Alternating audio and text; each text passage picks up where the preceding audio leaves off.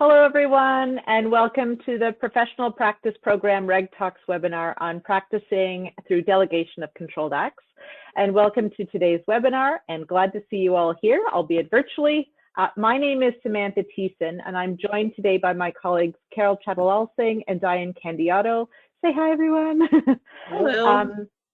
Before we get started, we just have a few housekeeping items we want to cover with you. So we recommend that you close all other programs during the sessions. This just helps prevent notifications from popping up.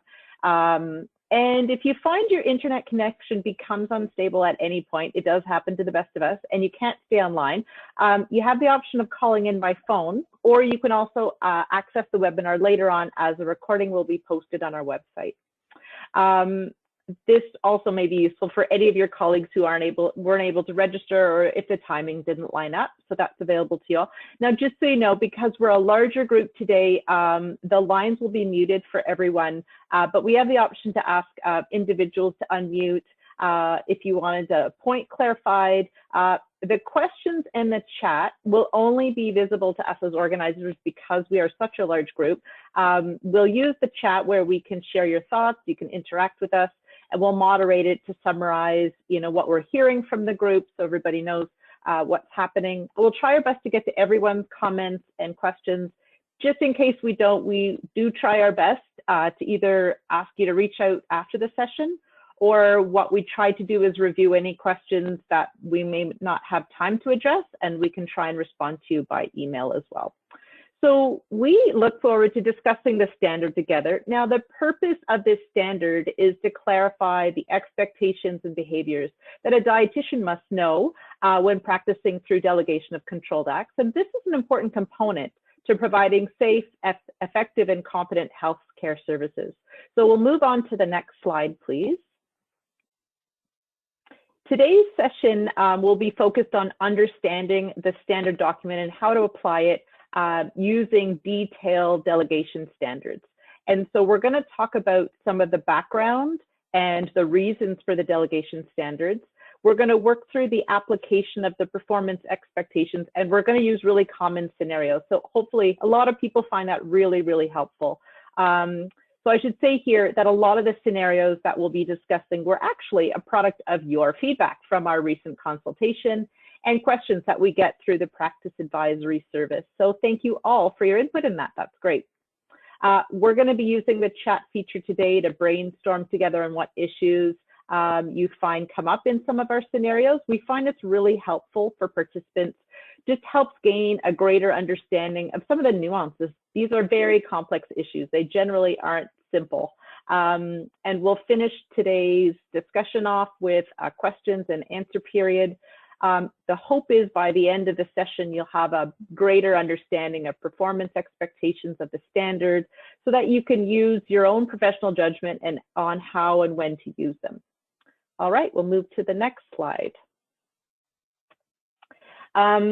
The college as a regulatory body for the dietetic profession in Ontario uses the Regulated Health Professions Act, or RHPA, and the college has a duty to serve and protect the public interest. And in doing so, we have a number of objectives under the RHPA.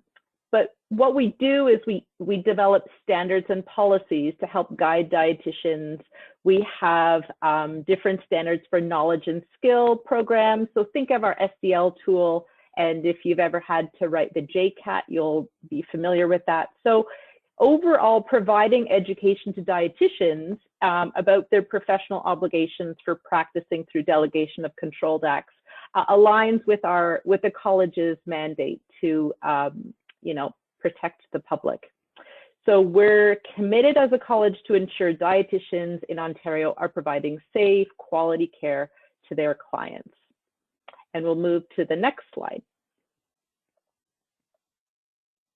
So we know that reviewing and reflecting on your practice can identify gaps and areas for improvement. So from here, we're going to begin taking a closer look at controlled acts, and I will hand it over to Carol to continue. Wonderful. Thank you so much for that excellent introduction, Samantha. So we're just going to dive right into talking about controlled acts. So as Samantha mentioned, the Regulated Health Professions Act, which came out in 1991, is the umbrella legislation that governs Ontario's 26 health regulatory colleges and their members. And the focus is on protecting the public. This umbrella act is general in nature because it deals with broad, overarching health professions regulation, such as the Controlled Acts. So the Dietetics Act is a distinct statute under this umbrella of the RHPA, and the Dietetics Act deals with issues that are specific to the regulation of dietitians, such as the dietitian's title and scope of practice. So in addition to the RHPA and the Dietetics Act, you can see on this slide, it highlights other elements that governs a dietitian's practice, such as facility restrictions, example, the Public Hospitals Act or Long-Term Care Homes Act. Other things that shape a dietitian's practice are the Code of Ethics, the laws, standards, college standards and guidelines, college requirements, and regulation, to name a few. So these guide the activities of a dietitian, including what they're permitted to do under the Dietetics Act and the Regulated Health Professions Act. So now let us look closer at controlled acts. The RHPA sets out 14 controlled acts, which are activities that pose a risk of harm to a client if it's performed by unqualified persons. So you can find a list of the controlled acts in the standard document, or you can find them on the college's website or on the RHPA website. So one common example for dietitians in terms of a controlled act is communicating a diagnosis. Dietitians cannot communicate a diagnosis if the diagnosis is not already known to the client without the dietitian having proper authorization. Key point here is having that authorization. So hopefully in preparation for this webinar, you had a chance to look at the list of controlled acts. And as mentioned earlier, controlled acts apply to all healthcare professionals because it is under the RHPA and can only be performed with legal authority. So as you're aware, dietitians have legal authority under the Dietetics Act to perform one controlled act, and that is skin pricking. So this falls within the controlled act of performing a procedure below the dermis. This authorizes dietitians to take blood samples by skin pricking for the purpose of monitoring capillary blood readings while practicing dietetics. So this means that a delegation is not required or necessary, as dietitians already have this authority to perform the controlled act of skin pricking. However, remember that there may be some facility restrictions that govern a dietitian's practice. For example, under the Public Hospital Act, skin pricking is considered a diagnostic procedure. Therefore, dietitians will need an order or medical directive, even though it's under the dietitian's scope of practice. So outside of a hospital, for example, in a long-term care facility or in a family healthcare team, there are no legal restrictions as far as we are aware. Therefore, dietitians would not need a medical directive to do the controlled act of skin pricking. So, of course, dietitians must ensure that they're competent and they have the right skills to perform this procedure in accordance with the principle of client-centered care. So, getting back to the other controlled acts, generally, the RHPA permits delegations to transfer the authority to appropriate others to perform a controlled act in appropriate circumstances, and this can include dietitians. So as we mentioned earlier, communicating a diagnosis to a client for which the client is unaware is an example of a controlled act where a dietitian can be authorized to do. Another example would be prescribing a drug as defined in the Drug and Pharmacies Regulation Act or even putting an instrument beyond the larynx, for example, when doing instrumental swallow assessments. More recently, we've had dietitians call our practice advisory service about being redeployed to perform nasopharyngeal nose swabs, which is also considered a controlled act. So delegations may be conferred by an order, which can be a direct order or a directive. So we'll talk a little bit more about that in terms of terminology. So this is how delegation works. The word delegation itself is not specifically defined in the RHPA, but it is described as a process by which a regulated healthcare professional who is authorized to perform a controlled act confers the authority to someone, and that someone can be a regulated healthcare professional or an unregulated healthcare professional who is not authorized to perform the controlled act. So delegations may be conferred by an order. An order is a direction from a regulated healthcare professional with legislative ordering authority that permits the performance of the activity. So it's the direction to another healthcare provider. So there are two types of orders. One, a direct order. A direct order provides instruction for an intervention or treatment to be delivered at a specific time and relates to only one client or patient. Direct orders can be oral, for example, given over the telephone, via video conferencing, or in person, or it can be written. So the other type of order is a directive. Directives are also called medical directives, and these are written orders by an authorized healthcare professional, often more than one, to other healthcare professionals that pertain to any client or patient who meets a criteria set out in the directive. So that's around terminology. So in the college delegation standard, there are 5 practice standard statements, and these articulate the minimum level of performance expectations for dietitians when practicing through delegation of controlled acts. In the document, we also have a glossary of terms, much like I just described. There are references included and an appendix with a list of controlled acts and a visual to articulate the steps to be taken when considering practice through a delegation of a controlled act.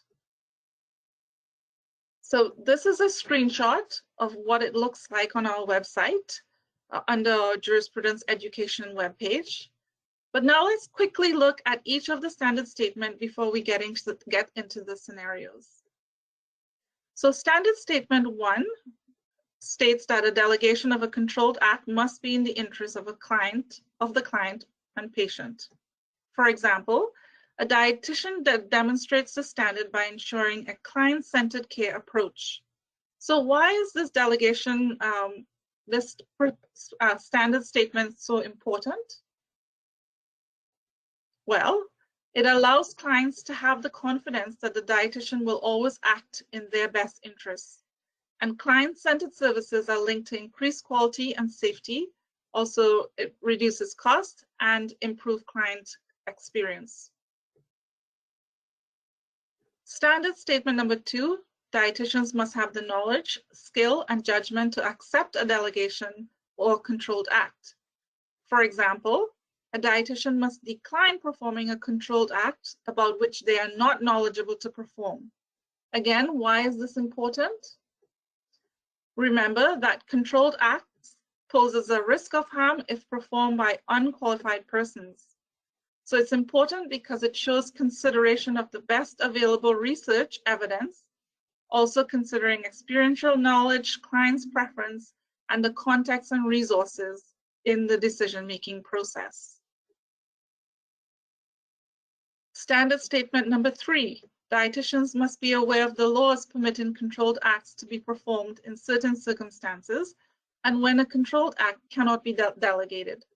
For example, being aware of controlled acts that cannot be delegated in any circumstances, such as the controlled act of psychotherapy. So Why is this important? Well, some controlled acts cannot be delegated because of the level of risk of harm. Dietitians must be aware of the laws permitting controlled acts to be performed in certain circumstances and when controlled acts cannot be delegated. Moving on to standard statement number 4. Dietitians must ensure meeting the standards for informed consent and record keeping when practicing under delegation of a controlled act. Again, why is this standard statement important? Well, for all the same reasons that you're required to do it. The requirements for informed consent rests on the principle that clients make their own informed and knowledgeable decisions, and accurate and complete records help dietitians to continue to provide good quality care. Standard statement number 5 states that dietitian must be aware of accountability, quality assurance, and delegation processes in practice settings. For example, ensuring process for ongoing communication, monitoring, and evaluation of the act being performed. Ensuring currency of your knowledge and skills. Again, why is this important? Dietitians would need either a direct order or a medical directive to accept the authority to perform controlled act. And this demonstrates collaboration and communication among healthcare team members.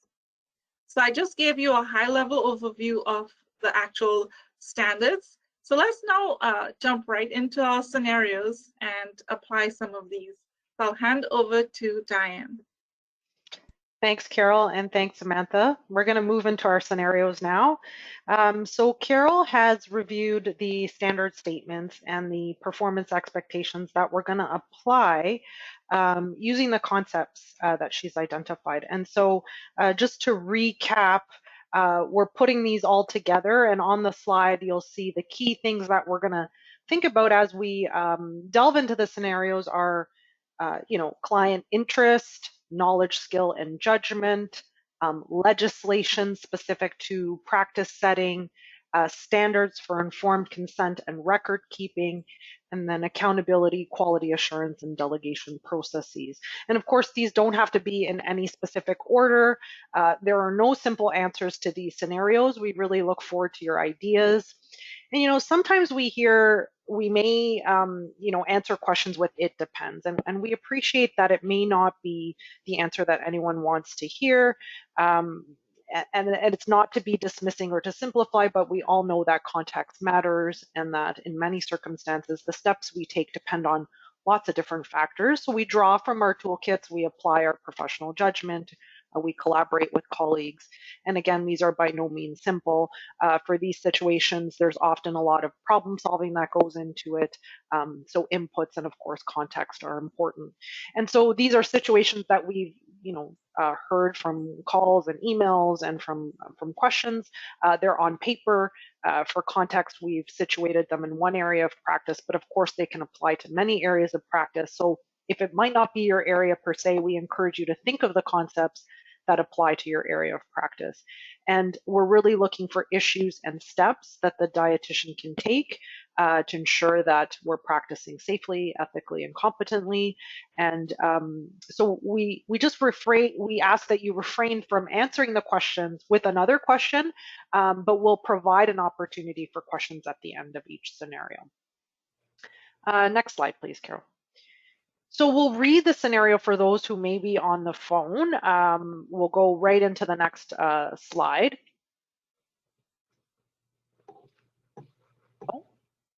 Yeah, there we go. Thank you, Carol. So a dietitian sees a job posting seeking health professionals to administer COVID-19 vaccines. The job posting is open to all regulated health professionals, including dietitians, and the dietitian is interested in applying. So we're going to work on questions together. We'll work on answering these questions together. You'll see on the slide, what are the issues? What should the dietitian consider? And we're going to apply the standard. The way that we've been approaching these is to use our chat question tool. And to get our creative juices flowing, we use the chat as a brainstorming tool. This is a chat storm. So we'd like you to think about the first question, what are the issues, for about 30 seconds. And then when I say to enter, we'd like you to enter your thoughts at the same time. And Samantha and Carol will assist with moderating the chat, and we'll share your responses. So for the first question, we'd like you to think about the issues in the scenario. What are the issues? I'm going to start the timer now, and when I say go, I will ask you to please enter your thoughts.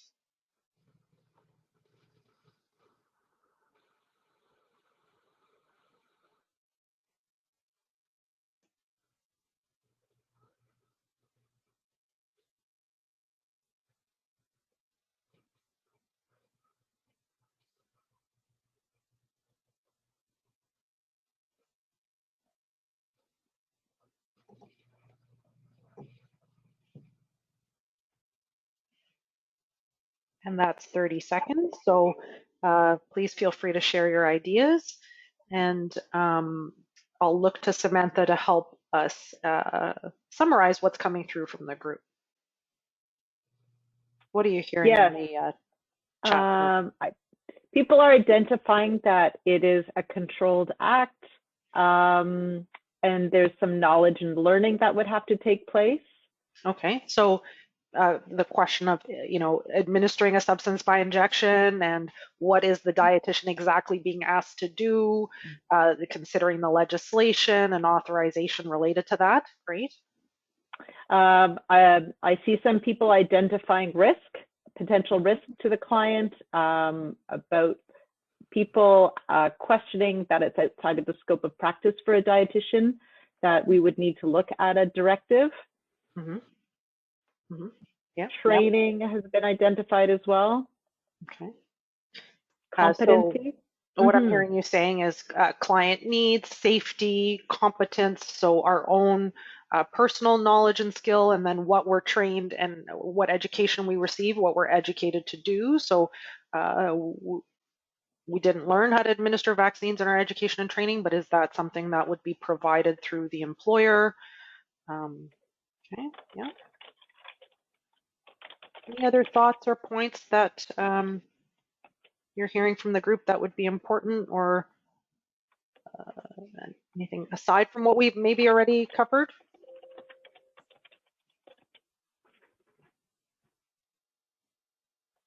Samantha, no? Sorry, nothing new coming in. Okay. Yeah, so careful thought based on our knowledge, based on our professional obligations, making good decisions about what should be done for safe, competent, and ethical service. I know that we often get questions like this in practice advisory, and when dietitians are facing new tasks in practice, we refer them to the role and task framework to help dietitians also in answering these types of questions. I'm going to share that in the chat for everyone if you haven't had a chance to take a look at it, but there are 4 guiding questions. I will just paste it into the chat and share it here. And it can be a useful way to kind of apply, when we're facing new tasks in practice, to sort of troubleshoot and problem solve through that. Great. Okay. What sorts of things should the dietitian consider aside from the 4 questions in the role and task framework, and specifically related to the legal and organizational considerations in the role and task framework? It would be up to the dietitian and the organization to determine, what is the dietitian being asked to do? Is it a controlled act? And in addition, what other policies or other legislation may need to be considered? And again, a dietitian may be delegated that controlled act if it's not within our scope of practice, but whether the dietitian accepts it really depends. And so that's why referring to the standards really set those minimum expectations that dietitians are expected to follow when accepting that delegation. So an important consideration that's been highlighted is training, knowledge, skill, judgment, etc. Any other pieces, Carol, anything else do you think important considerations here that we might want to highlight?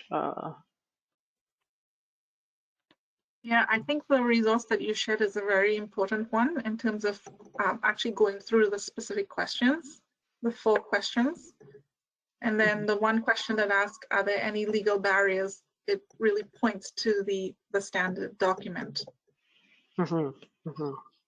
Yeah, so going through the 5 steps in the standard document to ask oneself, you know, and in addition to that, you know, is delving in and, you know, being aware of these resources, applying them to the situation, right?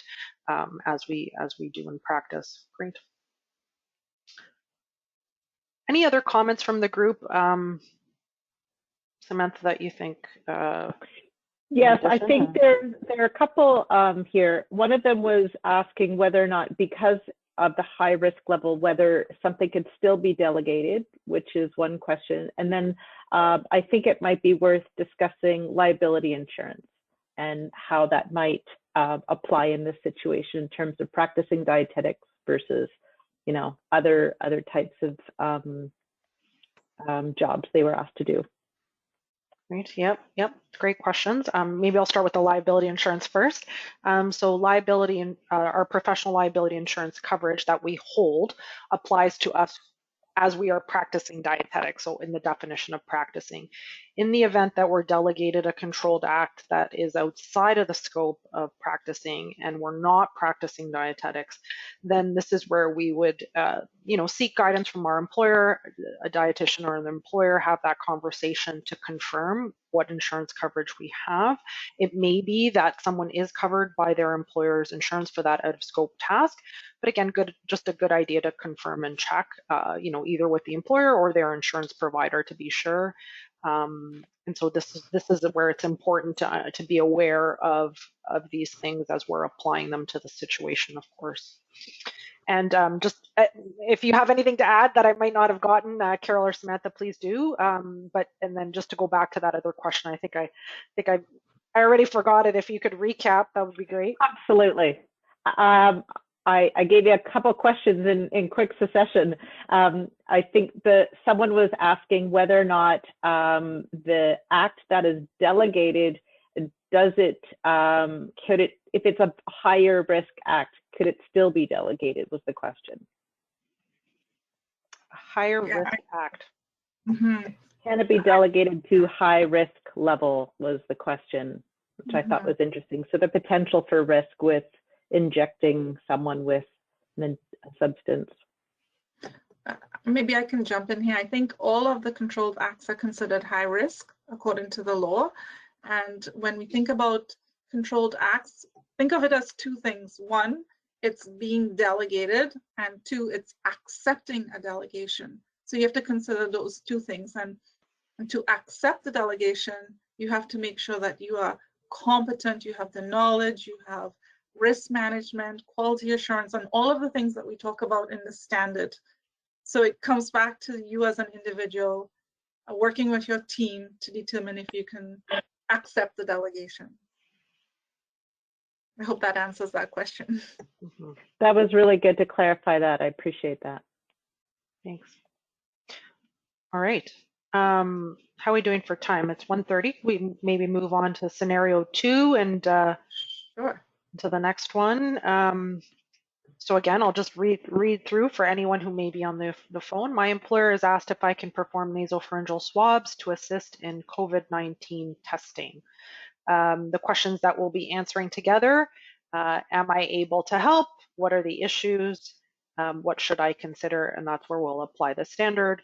Again, we'll do that chat storm. So giving you 30 seconds to first just think through what are the issues, and I'll start the clock now.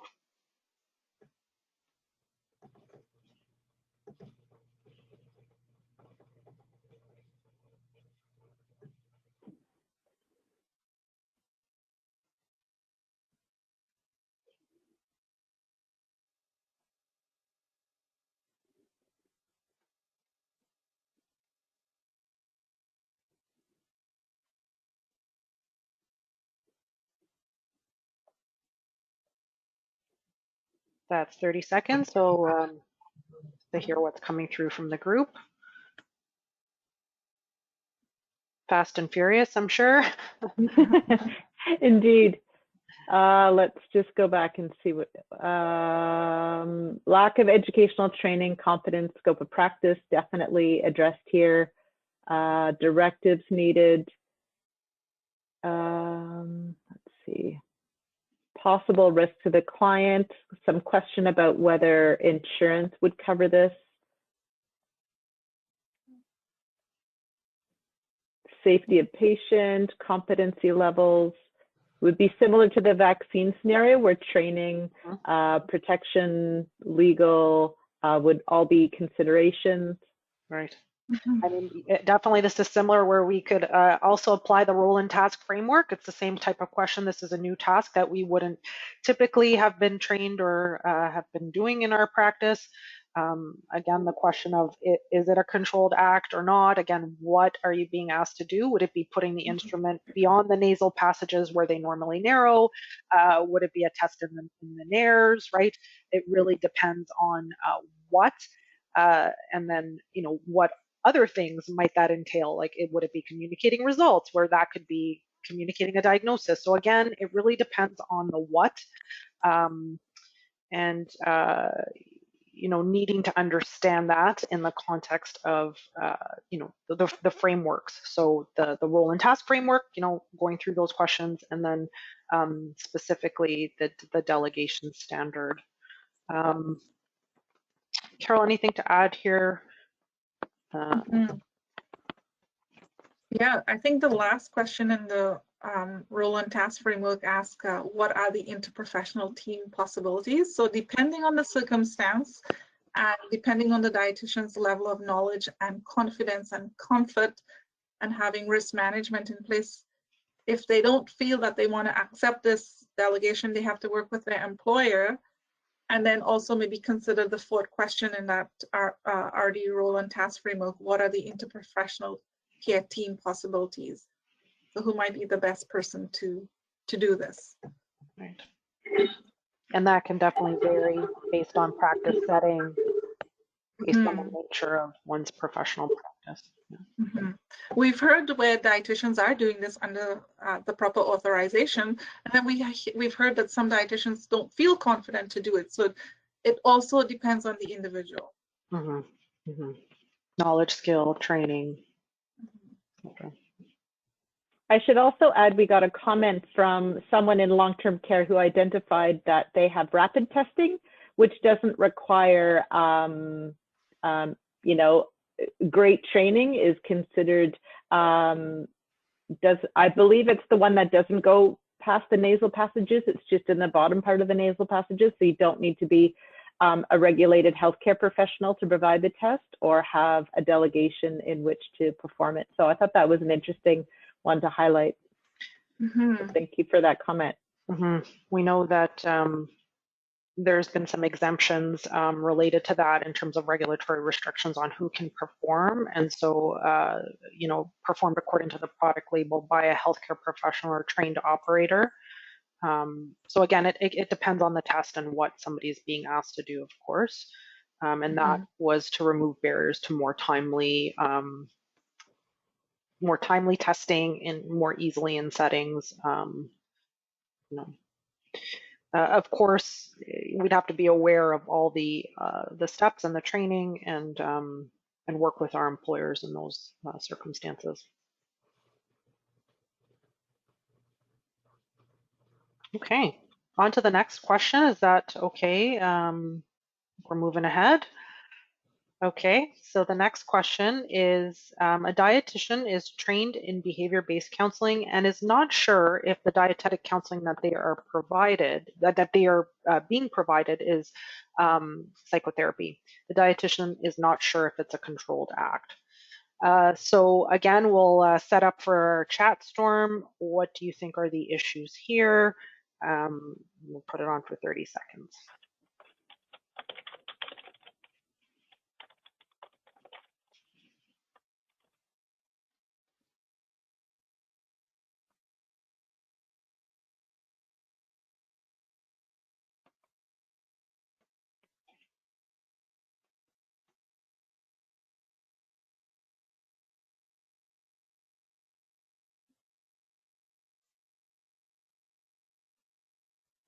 That's 30 seconds. So what are we hearing from the group? Some people typing in that you'd probably want to clarify if it is in fact considered psychotherapy. So maybe we could help identify what that might look like for people. Those 5 questions are really helpful. People asking about scope of practice, risk. Oh, someone wrote, you can call the college. Right. Yes, you can. Or the College of Psychotherapy. You can also reach out to them to clarify. People are identifying that some clarifications. So if you accept this delegation until it's clarified that it is not psychotherapy, training, insurance coverage, client consent was identified here. Right, looks like we're getting into how we manage the situation, and that's fine. Great responses from the group. You know, the question again is, if we're not sure, what should we do? And so I've just shared in the chat one of our articles on is dietetic counseling psychotherapy, and there is a very specific on what the controlled act of psychotherapy is. And I think, Carol, if you just flip the slide, did we put that in, didn't we? We did, great. You know, the schematic here on the slide identifies the controlled act of psychotherapy within the realm of what it's very specific. So our counseling, psychotherapy, but then the controlled act of psychotherapy. And specifically that would be, you know, treating a client, treatment being anything for therapeutic purposes, health-related purposes, applying a psychotherapy technique. So it could be something like cognitive behavior therapy, psychoanalysis, the dietitian having that therapeutic relationship with the client having a serious disorder of thought, mood, cognition, etc. So not necessarily a diagnosis, but having a serious disorder, and the disorder impairing the client's judgment, insight, behavior, etc. So therefore, for it to be psychotherapy as a controlled act, all 5 criteria must be met. And the Regulated Health Professions Act restricts that controlled act unless someone belongs to a certain regulated profession. And it wouldn't include dietitians unless they were a member of one of those colleges. So psychotherapists, psychologists, social workers, nurses, occupational therapists, physicians. And so based on that definition, you know, it has to have the 5 elements, and all 5 elements have to be met. When in doubt, like was mentioned, giving a call, having a conversation. We also recommend that you could contact the College of Registered Psychotherapists of Ontario to determine if what you are practicing is defined in the Controlled Act. Any other comments from the group or anything else, Carol or Samantha? Nothing new. I think a few more people identified safety or risk to the patient in terms of psychological safety as well. And that's certainly within those 5 questions that you would want to consider is right. And yeah. As we know, this is one that cannot be delegated, right? Yeah, that's right. Great. Okay, on to the next slide. We got about 20 minutes. So this scenario is a dietitian wants to recommend cannabis use for appetite stimulation for their client. What we'll do again is start the timer for you to consider what the issues are, what should the dietitian consider, and applying the standard.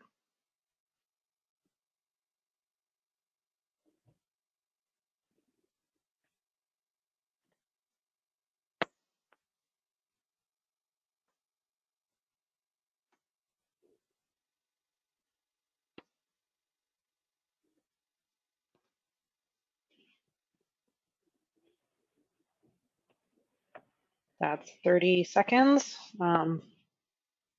Sure they're coming through with comments from the group. What are you hearing, Samantha? So a lot of people are identifying that it's not within their scope. We cannot recommend this type of drug or dispense it. Let's see what else. Legal aspects to consider. I think that's one we've talked about previously. I think it's really helpful to identify that one again. Okay. So just to go back for a second. So right, recommending cannabis for treating would be would amount to recommending a controlled substance, and we don't have the authority to do that, to prescribe drugs under our scope. And sometimes there may be confusion that, you know, legalization hasn't changed the scope of practice. So those are good comments from the group. Anything else you're hearing? I think someone's identified that as an option for appetite stimulation, that it's often left up to the nurse practitioner to order and decide, and or physician, I suppose, in this case. And so there's a difference between recommending it to a team versus to a patient. So it's definitely within our scope to collaborate, to share in decision making with the client, with the team, nurse practitioner, physician, whoever it may be, and then that the authorized prescriber being the one who determines that it's clinically appropriate and prescribing the drug. In this case, I think it was for appetite stimulation, for sure. And we have an article that nicely identifies when considerations would be within scope and when would it be outside of scope. So I'm going to share that in the chat. So I can take a look at that as well. And that's one of the articles on cannabis edibles and the RD scope of practice. Bear with me here, sorry. There you go. And of course, all these resources can be found on our website under the Jurisprudence and Professional Practice pages of our website. If you go to the Members tab and the section on scope of practice. I love how a lot of these comments are speaking to collaborative care. So important. That's right. Any other comments, Samantha, that you're gathering from the chat, or any other questions? I'm just trying to, I think someone asked a question, does the dietitian want this or does the client? I think I just need someone's looking for clarification, but I'm not entirely sure what the clarification is, what they're asking. So if you could just add something to that, that would be helpful. I think it may be how we wrote the scenario, and I understand it's thinking maybe about recommending cannabis use for appetite stimulation. Oh, so yes. Sorry about that. Thanks for catching that for us. Yeah.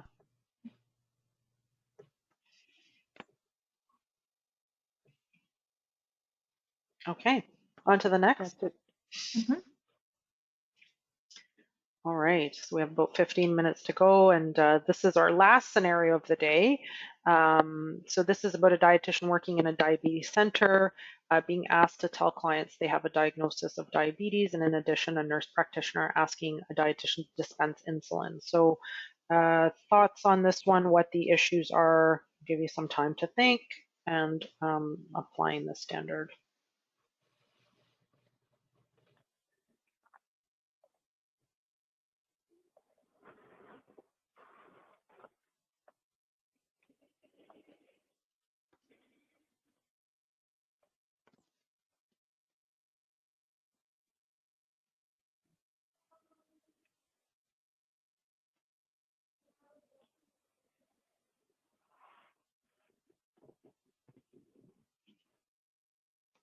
All right, 30 seconds. Are you hearing, Samantha? I think what I'm seeing is people are finding there may be two controlled acts in this case to consider, to be mindful of, you know, discussing new diagnoses, and then, but we could with a directive, so that's good. People are identifying that. So communicating a diagnosis being one, and then dispensing the drug being the other. Yeah, exactly right. And then, you know, with the authority mechanism being able to do so, and so applying the standard in that case, thinking through, would this be in the client's best interest? What knowledge, skill, and judgment would be required to accept it? What is legislation relevant to the practice setting? What about standards like informed consent and record keeping, and then accountability, quality assurance, and delegation processes, right? So yes, maybe given the authority through the delegation, and thinking about setting up parameters around which, you know, accepting that authority to perform the controlled acts.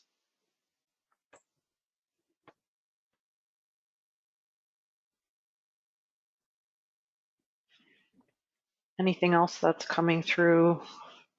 I just wanted to clarify, someone was saying that it's not a controlled act to announce a new diagnosis. It is.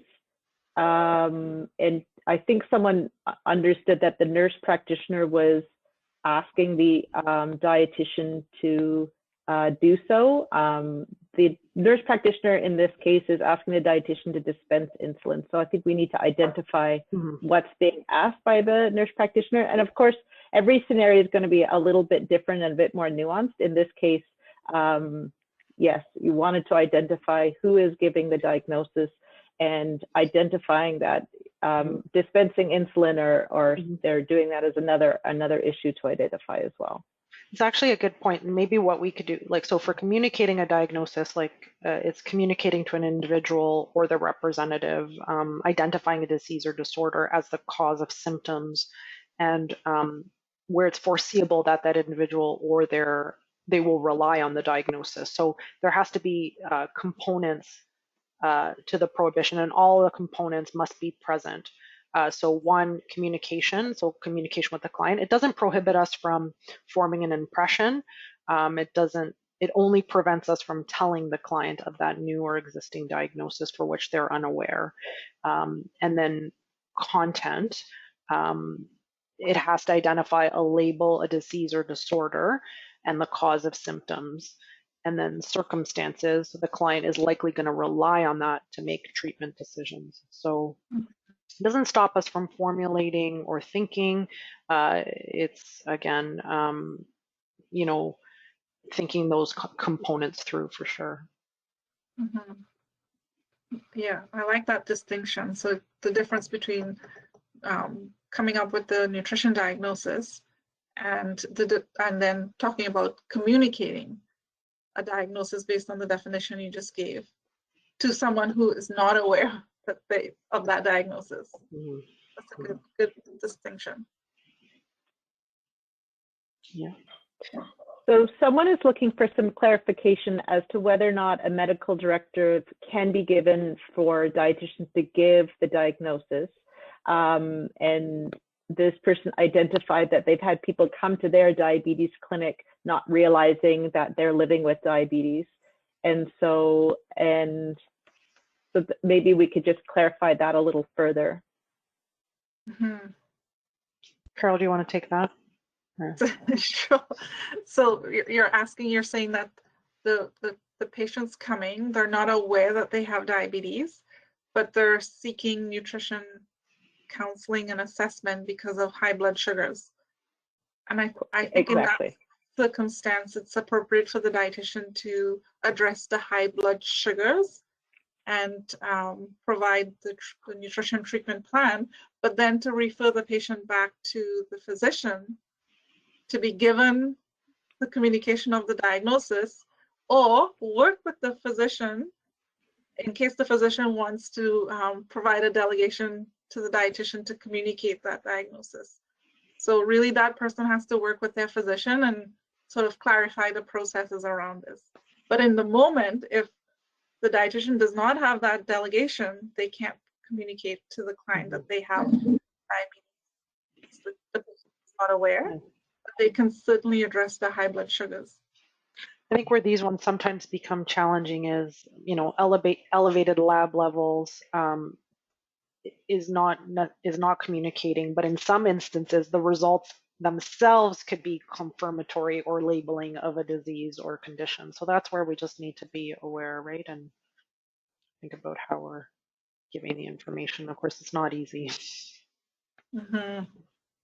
when I mean, we're in I know those some situations. scenarios have happened where people come in and their doctors refer them to a clinic, and the patient is not sure why they're there, and they're going, what do you mean I have diabetes? Someone was just identifying that as something that's happened to them, and that can be really challenging. And I think it goes back to the content of the communication that you identified, Diane, which is, I think, is helpful. Yeah, it's not easy sometimes. Yeah, thanks. That's great. Great comments. At this point, we'll just pause for any other questions or comments before we proceed. I know we didn't really talk a lot about dispensing in this case, but maybe just to quickly summarize, right? You know, again, if it's we'd look to see if the drug is a Schedule 1, 2, or 3 in the NAPRA database, so the National Association of Pharmacy Regulatory Authorities. If it is, it's a controlled act. And so for a dietitian to do this, they must do so under a delegation for the controlled act of dispensing. Some of the components of applying the standard in this case, you know, prior to providing anyone with any samples, we know about our organizational policies, thinking about documentation, you know, communicating interprofessional care, and those sorts of things. So that's where, you know, applying the standard, of course, could be helpful in that circumstance too. Shall we pause for a few? It's 1:52. We have 8 more minutes. Maybe we could just pause to see if there's any questions at this point that we may not have gotten to, and then a quick summary and wrap up.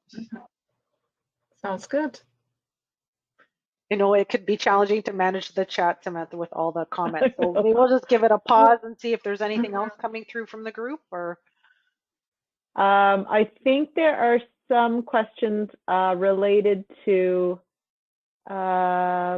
recommending medication changes, and or whether or not this is allowed if it's done in collaboration. There was someone looking for clarification if it's your area of practice. And this is, I believe, specific to diabetes, if I read this correctly. So recommending medication changes. Yeah, I think it comes back to whether that medication is on the NAPRA drug schedule and working with the team. So always seeking the client's best interest. So who's the most appropriate, and if they have the right policies and authorizations to do that. And it's like an adjustment. Sorry, go ahead. Oh, no, it's okay. Go ahead.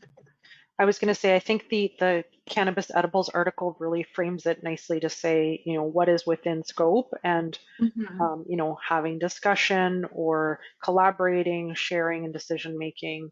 But, you know, that part versus the out of scope part, right? Where recommending, and if, you know, if we inserted any other Schedule 1 drug there, it would be similar, right? In the example, it's cannabis, but if we put in another Schedule 1 drug, it would be similar.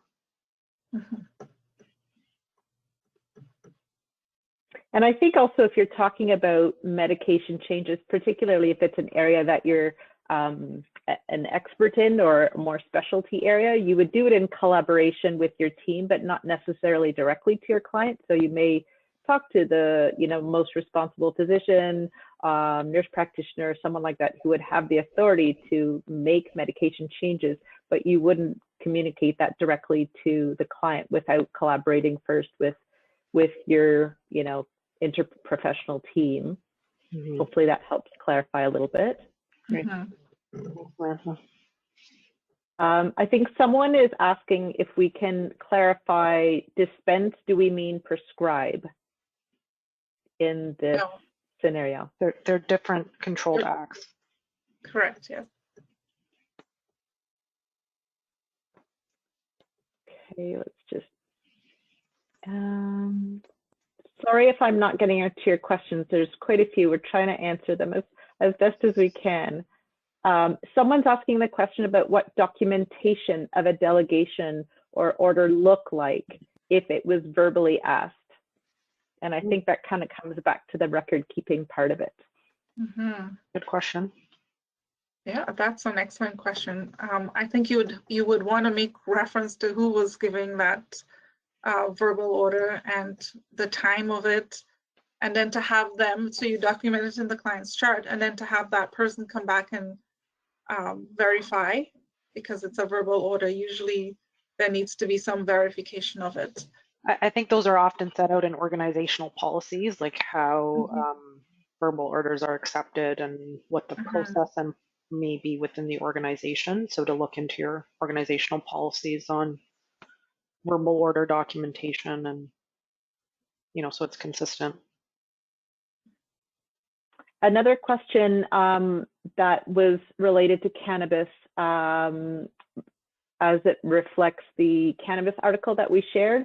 Someone asked if we could clarify the context of a dietitian providing recipes with cannabis. No, this was a scenario in another workshop that perhaps we could just identify. If a client is already using cannabis edibles, for example, or what is the prescribing recommendation part of it look like? I think it'll depend on the context, but maybe we could just,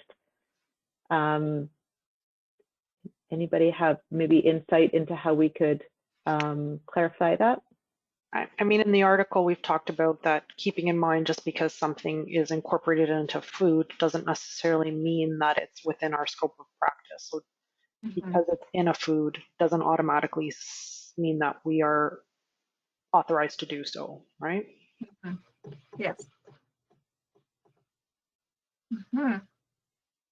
I'm just looking at the time, it's 1:57. So great questions. Thank you for all the comments. I think what we'll do is circle back at the end and just kind of debrief and take a look at, if we haven't had a chance to address your specific question and we don't feel like we've gotten to it, we will reach out to you through email.